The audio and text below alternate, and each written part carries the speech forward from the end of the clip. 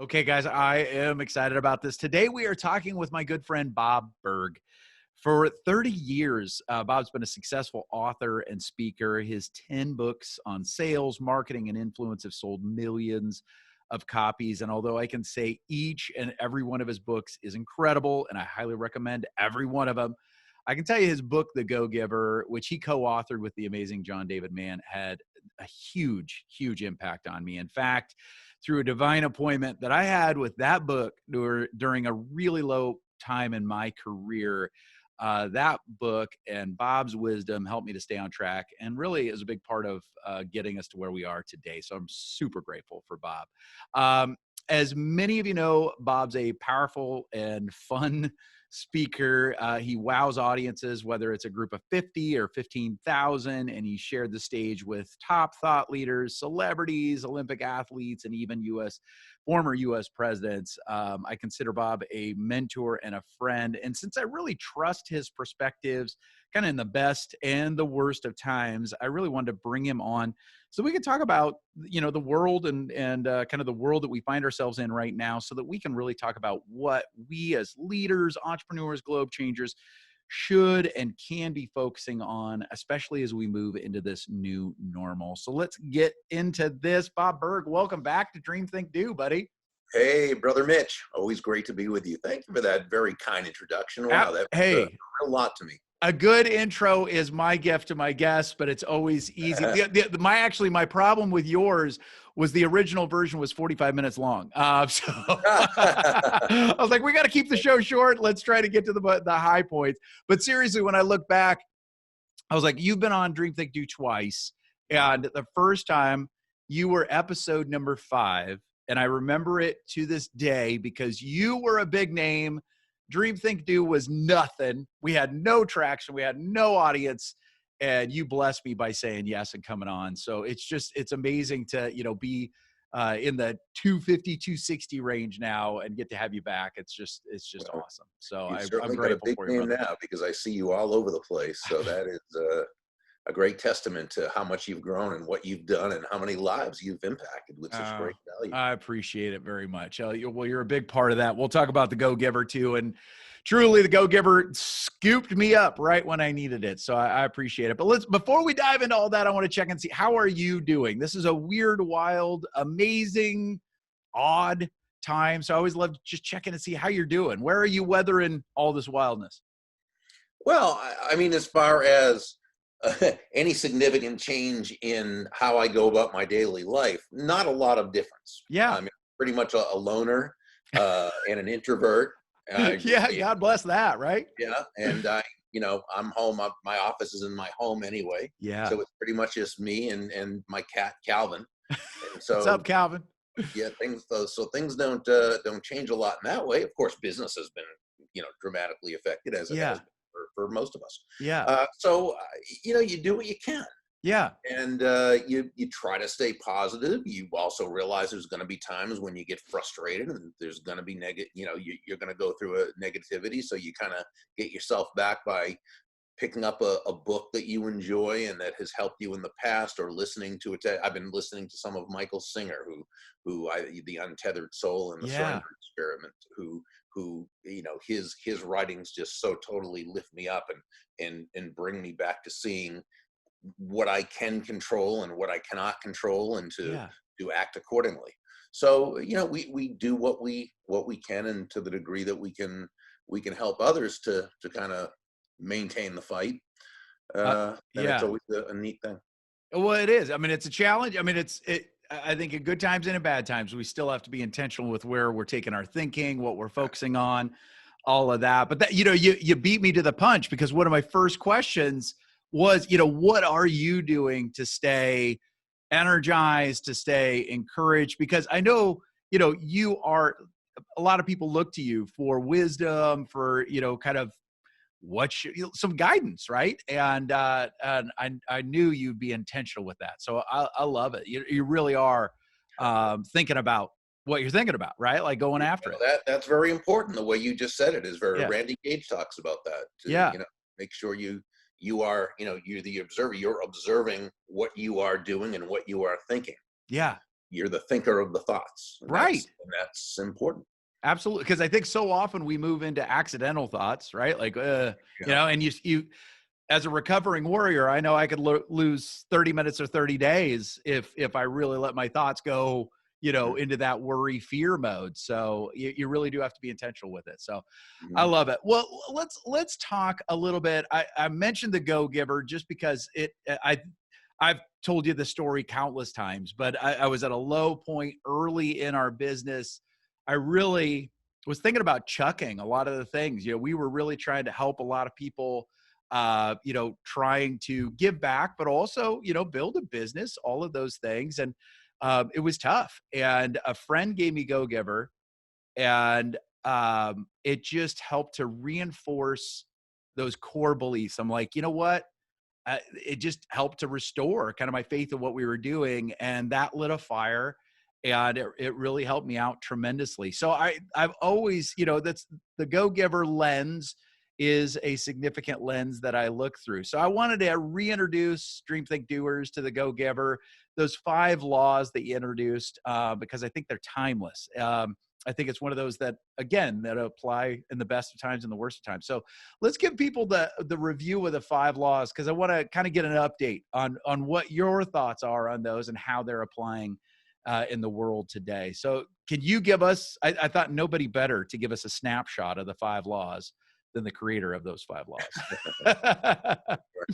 And of course the 5 laws are based on a premise that Yeah.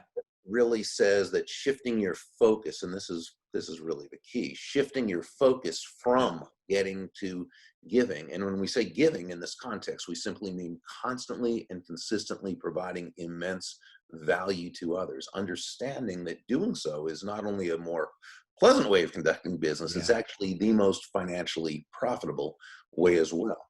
And not for some, way out there woo-woo type of reasons. It actually makes very concrete, logical, rational sense, because when you're that person who can take your focus off of yourself and what's in it for you Yeah. to looking out for how you can help that other person, how you can bring immense value to their lives, how you can help them solve their problems, how you can make their lives better, richer, more fun, more fulfilling, whatever Yep. it happens to be. Yep.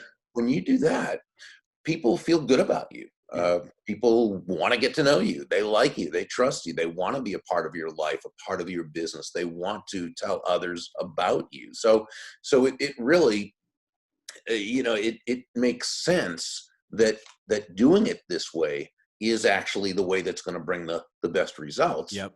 as Absolutely. well. So with that in mind, the 5 laws that are built around that are the laws of value, compensation, influence, authenticity, and receptivity. I love it. Yeah. Let's go Yeah.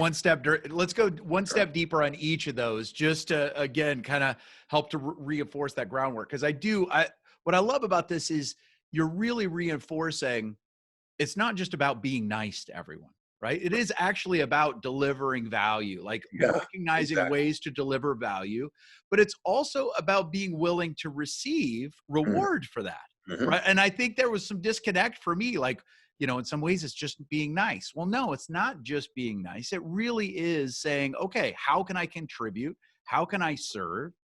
But it's also being open to being paid or selling your products or your services, Absolutely. or being compensated well for it, whether you have your own organization or work for someone else. And that's what I loved, was the balance of all of this. Thank So it works from a logical standpoint, but it also is just a more fulfilling way to live. So you. if we were to break those 5 laws down, just even real quick, to be able to say, okay, value, give us, Yeah. That's about the overall experience that you provide to yeah, that person so that they feel as though they have received more in value than yeah, what they paid. yeah, Oh, and to understand that, we need to understand that there's a difference between price and value. Price right. is a dollar figure. Value is the relative worth or desirability of a thing, of something, to the end user or beholder. In other words, what is it about this thing, this product, service, concept, idea, that brings so much worth or value to another human being that they will willingly exchange their money for it and be glad they did? Yeah. And they'll be glad they did, to the degree that they feel as though they receive much more in value than what they paid. While Exactly. you, of course, make a very, very healthy profit. Right. So it's the ultimate win-win, where both parties come away from the exchange significantly better off afterwards than they were beforehand. I love it. And that really does apply whether you're an entrepreneur and you've got a product or a service, or Mm, whether you're an employee and you're working for that's an right. organization. It really is saying, all right, how am I going to provide value that's beyond, Right. and being able to set that as your goal, right? Yeah. And for that, the focus has to be on the value you're providing, not the money you're receiving. Again, both Mm, are important, but it's right. where the focus is. Yeah. Because remember, no one is going to buy from you because you have a quota to meet or because you need the money.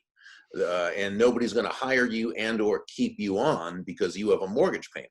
Right. Both of those parties are going to do business with you, buy from you, employ you, keep you on because they believe they're better off by doing so than by not doing so, Yeah. which makes sense, right? It does So, make sense. yeah. So when you're that person who focuses on them and how you bring immense value to them, now you've created that environment, that what we call benevolent context Yeah. for a successful outcome. It's also why John David Mann and I say that money is simply an echo of value. It's Mm. the thunder, if you will, to value's lightning, which means the focus, the value must come first. That's where the focus needs to be. The money you receive is simply a very natural result of the value you've provided. You guys should write books together or something. Why not? I Why love not? it. Why not as well? Give it a shot. I love it. So that is, and what I love about that, that's the front end. We're going to keep marching through these laws though, because there is this balance. Because one of the things I realized was, if you're only focused, like if that's obviously that's where we start, Mhm. but these other laws really they're integrated and Yeah, it matters. So there are five of them. compensation, So, sure. The yeah, law of compensation says your income is determined by how many people you serve and how yeah, well you serve them. So where law number one says to give more in value than you take in payment, law number two tells us that the more people whose lives you touch with the exceptional value you provide, the more money with which you'll be rewarded. In that law of the book, Nicole Martin was the who we call the CEO. She explained to Joe, the protege, that law number one, the law of value, represents your potential income, but it's ah, not enough to just provide that exceptional value to one person. right, Law number two is all about the lives you're able to impact, yeah, how many lives you're able to impact with that exceptional value. That's actually so where law number one's your potential income, law number two is your actual income. It's exceptional value plus significant reach. And that's what absolutely. equals high compensation. I love it. All right, so we keep marching. Influence. Yeah, the law of influence says that your influence is determined by how abundantly you place other people's interests first. Now, that sounds again counterintuitive when you first Right. hear it. So first, let me qualify by saying that when we say place the other person's interest first, Mitch, we certainly don't mean you should ever be anyone's doormat Right. or a martyr or self-sacrificial in any way. Absolutely not at all. It's simply understanding, as Joe, the protege in the story, learned from several of the mentors, the golden rule of business, of sales, what have you, that says all things being equal, people will do business with and refer business to those people they know, like, and trust. Yep. And there's no faster, more powerful, or more effective way to elicit those feelings toward you from others than by genuinely moving from what we call an I focus or me focus to an other focus, Yeah. looking out for them, looking out for their best interest. As Sam, one of the mentors, said to Joe, making your win all about the other person's win. Yeah. And that word you said there is with genuinely, Hmm. because it is amazing how if people are making that choice out of manipulation, or they're making that choice out of kind of trying to become the celebrity or whatever, that then feels disingenuous and interrupts the whole process. But if you're doing it truly out of genuine desire to help others, right? Like, I think people are perceptive of that. I don't know about you, but it feels like the world has a heightened BS meter right now. Oh, And it's that authenticity is truly, it's a core part of not only growing an influence, but I think living a better life. absolutely. I totally agree. Well, then that's where law number 4 really comes into play, which is the Right. law of authenticity. Right. Exactly. Yeah. That's why this thing works so well, right? So tell us about authenticity. And that says the most valuable gift you have to offer is yourself. Yeah. In this chapter or this lesson, this law, Deborah Davenport, a very successful business person, shared a lesson she learned early in her sales career that it made a difference. And that is that all the skills in the world, the sales skills, technical skills, people skills, as important as they are, and indeed they are all very, very important, Yeah. they're also all for naught if you don't come at it from your true, authentic core. Yeah. Now, when you do, when you, as we like to say, show up as yourself, Yeah. day after day, week after week, month after month, people feel good about you. They feel comfortable with you. They feel safe with Right. you, right? They know what they're getting. They know who they're getting. They begin to know you and like you and love you and trust you and want to be a part of your business, want to tell others about you, which they can do with confidence. Yep. And so it really says that living authentically is good business. And when we see people not show up authentically, more often than not, it's because they simply don't have the self-confidence to do so. Yep. They don't recognize and honor their true value that they Yep. bring to the world. Yeah. And I think there are 2 types of value. There's intrinsic value, which is just by the very nature of you being a person, you bring value to the table. There's also what I call market value. Mm. And I define market value as that combination of strengths, traits, talents, and characteristics that allow a person to bring value to the marketplace, to others, in such a way that they will be rewarded. In this case, it would be financially. We all have these strengths. Now, we all have weaknesses too, and we need to know both. We need to Right.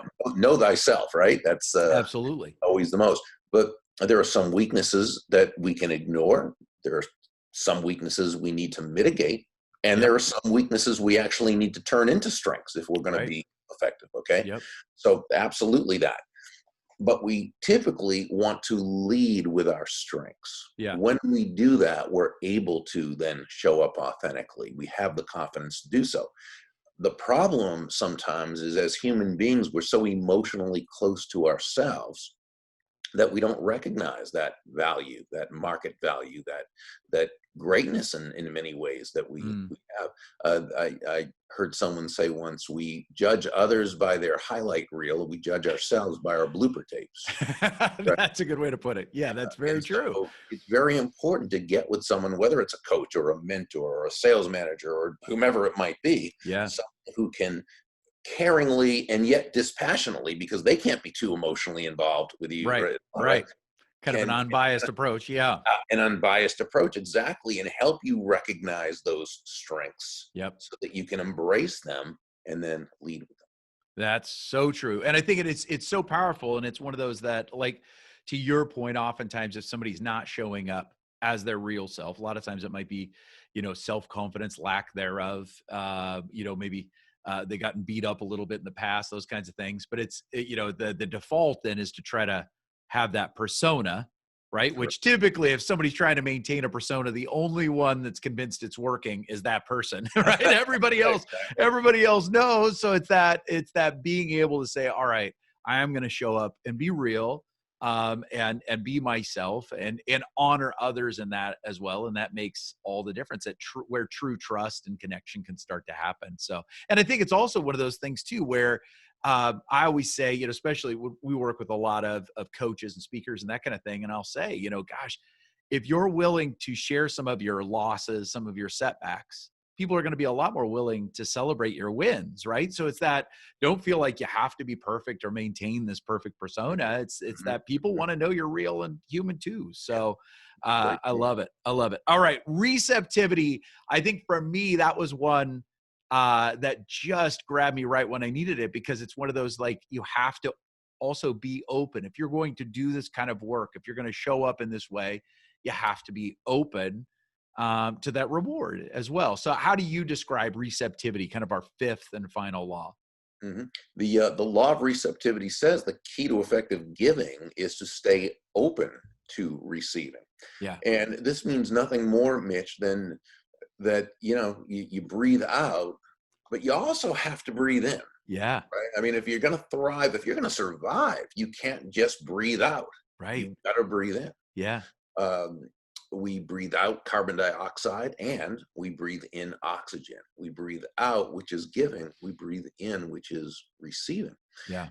Giving and receiving, despite the messages we receive from the world around us, and the messages about money, wealth, business, prosperity, abundance, we do not receive mixed messages about that from the world around us. We receive very negative Mm. messages from the Yeah. world around us. With many people, it starts with their upbringing, goes on to their environment, their schooling, newspapers and Yep. television and magazine and movies and the internet and everything, right? And we, on an unconscious level, we get that message, that lack thinking that money is evil and business people who are wealthy did it on the backs of others or by taking advantage of it. And the fact is, it's a big world, and that does Right. happen sometimes, but that's not the usual. Okay. Yeah. Or especially to the degree that you operate in a free market, which means no one is forced to do business with you. The only way you can earn a very, very nice income is by providing exceptional value to the lives of a lot of people. That's logical. Yep. That's not how we work as human beings, right? And so we're very emotion based, and we see the world through a certain way. And we've had this hammered home. Randy Gage is probably the best, and there are some great ones out there who teach Yeah. prosperity thinking. But Randy does a great vignette, which I won't try to duplicate here. But if you get a chance to watch it sometime, I mean, he does a thing about the Titanic and and about how, like most major blockbuster selling movies, there are so many negative anti-prosperity messages in there. It's just absolutely amazing. He brings up one great point in the first Spider-Man movie. Yeah. Uncle Ben and Peter are talking, and Peter asks about, why they're so poor and everything. And Uncle Ben says, well, Peter, we may not be rich, but at least we're honest. Oh, what a horrible statement. And think about all the young Right. kids watching that who get that in their mind. But it's not just one movie, one time saying it. We are inundated with those Yep. messages throughout society. So if you grow up and unconsciously, you see wealth as a sign of doing bad things, and you hold righteousness and honesty as a core value, well, you've got two very conflicting things on an emotional level. Yeah. Okay. And that's when self-sabotage comes in, and that's where, so receptivity basically says, don't buy into that. Yeah. Start questioning your premises. And when somebody says millionaires or billionaires shouldn't exist, ask yourself why. Yeah. Why? Did they make others poor by becoming rich? Or did they somehow bring immense value to the marketplace that people willingly bought? Now, if that person became a billionaire through cronyism, which is through bribing government officials, through lobbyists and getting special rules, well, by all means, that should not be allowed, and they shouldn't be. Right. But if someone invented something, somebody sells something, somebody, what have you, and they become a billionaire, great. God bless them. Yeah, God, exactly. at immense value Yep. that the marketplace willingly exchange their money for. But I guarantee you, employed a ton of people, and that has worked their way down to people being able to buy from other. I mean, it does great things. Absolutely. So should they not be allowed? Well, question those premises. Ask why. When you hear anyone say anything that you've always just accepted as truth, start, well, again, being the thinker of the thoughts. Yep. Start questioning premises and asking, why is that true? Yeah. So you go back to giving and receiving not being opposite concepts, but rather being two sides of the very same coin and working in tandem.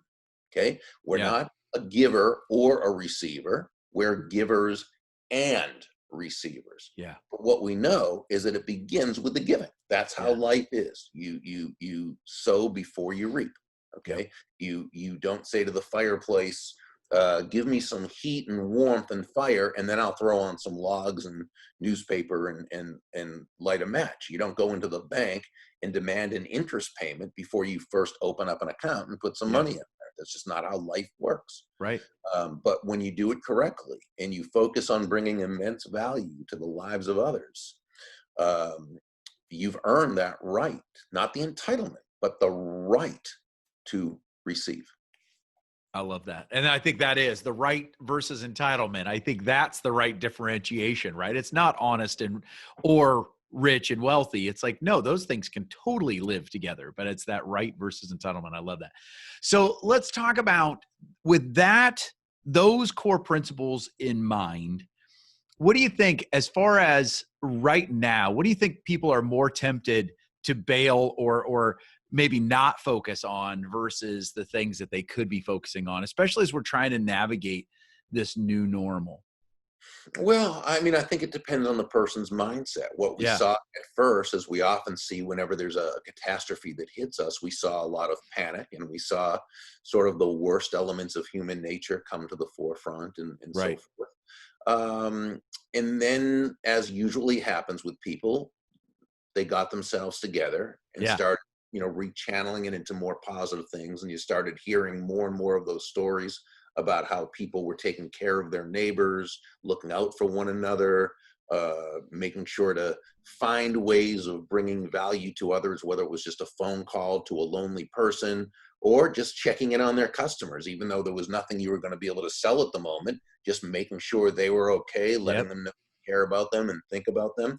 Sometimes we add value to those customers who aren't going to be buying right now, but by letting them know about other resources that they might find helpful. Yep. So there's lots of things we can do when we focus on what we can control, and Right. that's key. Successful people, Mitch, and you know this, of course, tend to live in truths. Okay, Mhm. they don't bury their head in the sand because something is inconvenient. Right.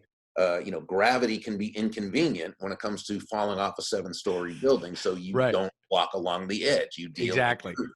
Okay. Yeah. Um, and so, so this thing hits us, all these things happen, uh, and we deal in truths. We Yeah. acknowledge it. Okay. And then we look at many of the problems that might cause and the limitations and things we simply cannot control. We acknowledge them, but we don't focus on them. Yeah. Okay? We focus on what we can control. Yep. We focus on what we can do. We focus on how we can bring value to others. Yep. And I think that's the difference. I think that's key, especially in this time where, because I so agree with you that leaders, successful people, focus on truth, acknowledge that truth. It's a little bit, I think in one of your teachings from a week ago, 2 weeks ago, you were talking about the Stockdale principle from, Right. Yep. from Jim Collins' book. And, talk about we have to acknowledge the realities of now, but also have a belief in a future where we will thrive and not just survive, but thrive and move beyond. So we have to acknowledge those things. I think this is an important point because as we record this, there's a flurry of debate around what is true with our Okay. current Right. situation, Right. right? Like what is safe? Mhm. What data should we believe? Who should we believe? And I think to your point, it's like we have to, at least this is kind of where I've settled in. And this, I guess, maybe this kind of would be the last thing we talk about is to be able to say, if we truly do want to land on truth and operate with that truth, acknowledge that truth, and then focus on what we can do, it's that how do we decide? How do we filter what truth is, especially in this time where I would say in some ways, this is probably one of the most unique times where no one knows for sure what true is yet. It's like, it's so how are you making that decision for you as far as to be able to say, all right, with all the different types of data points and all of those things, how are you deciding on that truth right now and then making that shift to what you're going to focus Okay. on? Well, so here's the thing. There are when we talk about the truth, it doesn't mean we necessarily know the answer, let's say, about this virus, okay? But there are Yeah, certain truths, like if you're in an area where you're not allowed to go outside, you can't go outside. That's a truth. Or that that's the you have to truth. wear a mask Yep. before going into a place. Right. That's a truth. Or that it's probably not a good idea to do things that are obviously dangerous. Those are truth. Those are the truths that we have to deal with, even Yeah. though you're right, we don't know. I mean, I listen to both sides, and unfortunately it is a matter of sides. It There's also really is right now. Yeah. agendas on both sides of the aisle, and you don't know what is the truth. Some people probably do, but I don't. uh, Right. There's yeah. way too many data points at this point to know for sure. So I think So that's a all we great can know is, differentiation. right, so all we can know is the truths as they relate to what we can. Yep. I think that's powerful. That is a very, and I don't know about you, but I'm seeing a lot of folks that are getting caught up in that debate and could lose a day or a week or a month or Oh, their sanity, because it's like, and I don't know about you, but some of the debate right now feels a little bit like a soap opera. Like I didn't really watch soap operas as a kid, but I would have babysitters that would, and I would walk in on Monday and the characters were all, in this drama. And then I would walk back in the room during that soap opera on a Friday. And it's like, has anything changed? and here's the And it interesting feels thing a about little bit like that right now. Like I walked out for a week, came back, and it's the exact same conversation. So I think yeah, to your point, it's that the truths that we can, especially as leaders, business people, entrepreneurs, is to say, all right, which truths, one, are a reality of now, to your point, where can we go? What do we have to wear as we go there? What is, deemed safe? And sure, if we can weigh in, if we can have some impact on the decisions, great. But very few of us actually get to do that. So it's that, all right, we have to navigate the truths that are at hand. yeah, right on. Well said. Exactly. Yeah, I love it. All right, so Bob, we could go for another 4 hours. I wish we could. But what's one last concept, especially for we've got so many entrepreneurs, so many leaders, so many globe changers that listen to this, and you brought so much truth today. What's one last thing you'd want to leave with them, especially given this season that we're in, based on what we've talked about? What's one last thing you want to leave with them? Well, I mean, I think it goes back to something I learned 40 years ago or so from what Dondi Scumaci, and Dondi, Oh who's a yeah, wonderful leader. In fact, we all spoke at the same event, at Dr. Molly Marty's event. absolutely. And it's something Dondi and I call drive-by mentors, and these are people who just happen to show up at exactly the right time when you need to hear something. Yep. And one of mine was about 40 years ago, when I was in a sales slump, and it was because I was really focused on myself. Mm. And the more of a slump I was in, the more I was focusing on myself. You know how that goes, and then it Yep. becomes a self-fulfilling. Absolutely. And you Yeah, stay there going, why am I stuck here? Yes, exactly. Yeah. absolutely. There was a problem. That problem was me.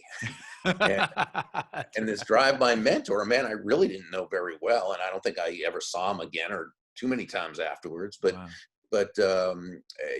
he said, if you want, he said to me, Burg, he was a last name kind of guy. Burg, can I give you some advice? I said, sure, please do. And he said, if you want to make a lot of money in sales, he said, don't have making money as your target.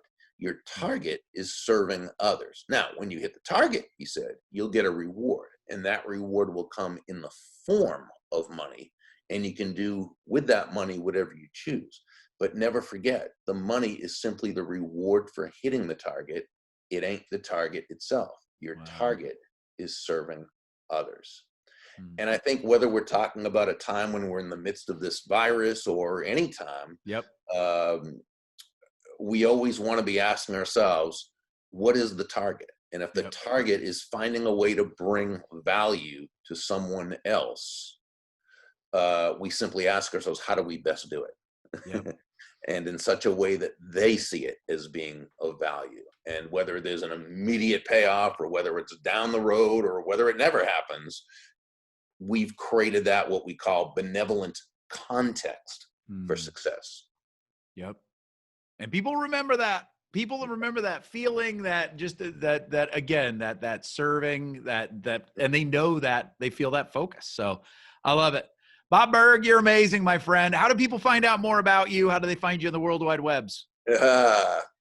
Probably the best place is Burg, BURG.com. They can get a chapter of any of my books to see if they like it first, then click through to Amazon if they want. We also have a video series going on the blog at burg.com/blog. And they can connect with me on all over social media through the. You are everywhere. You own the webs, my friend. Oh. You own the webs. I love it. I love it. Well, Bob Burg, thanks for bringing the wisdom and the awesome and always being so generous. You're amazing. Thank you, my brother.